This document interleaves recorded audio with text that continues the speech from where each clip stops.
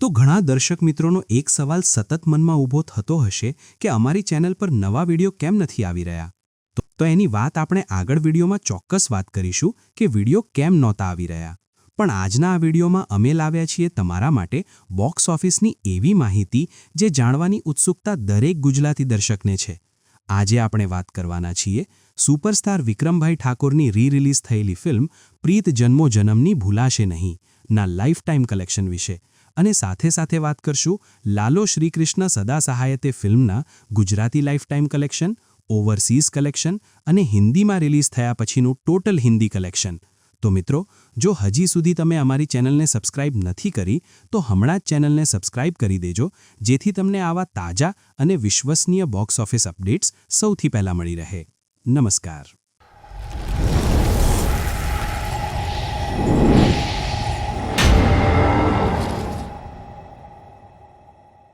સૌથી પહેલા વાત કરીએ લાલો શ્રીકૃષ્ણ સદા સહાયતે ફિલ્મના ગુજરાતી ટોટલ કલેક્શન વિશે. કલેક્શનની વાત કરતા પહેલા થોડી ફિલ્મની માહિતી જાણવી જરૂરી છે. આ ફિલ્મમાં સ્ટારકાસ્ટ તરીકે કરણ જોશી, બૃહદ ગોસ્વામી, રીવા રાજ જેવા કલાકારો જોવા મળ્યા હતા. ફિલ્મનું ડિરેક્શન કર્યું હતું અંકિત સાકિયાએ. આ ફિલ્મનું ગુજરાતી બજેટ હતું માત્ર 50 લાખ રૂપિયા, પરંતુ પછી ઓવરસીઝ અને હિન્દીમાં રિલીઝ થવાને કારણે આ ફિલ્મનું ટોટલ બજેટ વધીને 3 કરોડ રૂપિયા સુધી પહોંચી ગયું. હવે વાત કરીએ કલેક્શનની તો લાલો શ્રીકૃષ્ણ સદા સહાયતે ફિલ્મે ગુજરાતી ભાષામાં અત્યાર સુધીમાં 96,10,000 રૂપિયા નેટ કલેક્શન કર્યું છે. વાત કરીએ ગુજરાતી ગ્રોસ કલેક્શનની તો ફિલ્મે 1,14,00,000 રૂપિયાનું ગ્રોસ કલેક્શન કર્યું છે.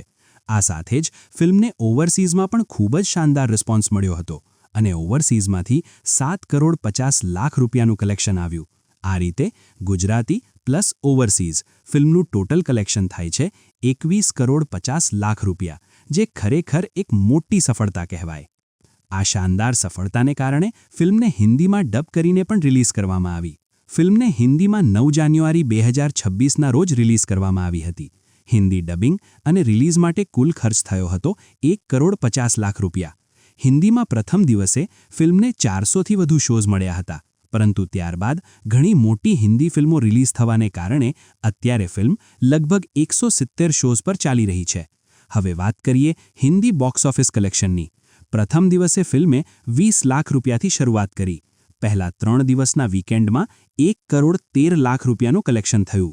ચોથા દિવસે આવ્યું 27 લાખ રૂપિયા, પાંચમા દિવસે આવ્યું 21 લાખ રૂપિયા, છઠ્ઠા દિવસે આવ્યું 29 લાખ રૂપિયા, સાતમા દિવસે આવ્યું 18 લાખ રૂપિયા, આઠમા દિવસે આવ્યું 15 લાખ રૂપિયા. 9મો દિવસ ચાલી રહ્યો છે અને બીજો શનિવાર હોવાથી કલેક્શનમાં વધારો થવાની પૂરી શક્યતા છે. આજે અંદાજે 25 લાખ રૂપિયાનું કલેક્શન આવી રહ્યું છે.